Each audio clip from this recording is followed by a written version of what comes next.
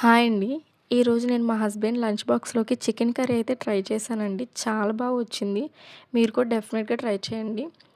ఫస్ట్‌గా ప్రాసెస్‌లోకి వెళ్ళిపోదాం.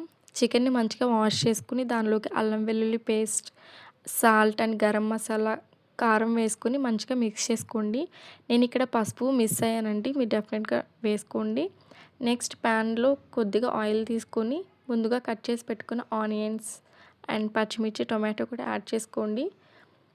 ఆనియన్స్ అండ్ పచ్చిమిర్చి, టొమాటో మ తొందరగా ఉడకడానికి కొంచెం సాల్ట్ అనేది యాడ్ చేసుకోండి. ఈజీగా మగ్గుతుంది. దాని తర్వాత ముందుగా మ్యారినేట్ చేసి పెట్టుకున్న చికెన్‌ని కూడా యాడ్ చేసుకొని మూత పెట్టి కాసేపు అయితే ఉడకనివ్వండి.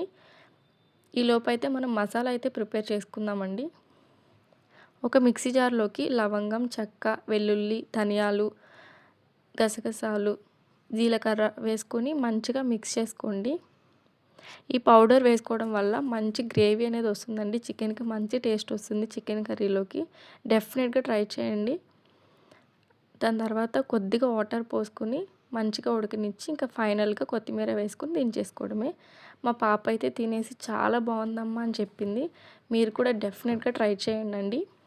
అండ్ ఈ వీడియో నచ్చితే లైక్ చేయండి and follow my channel. Thanks అండి. బాయ్.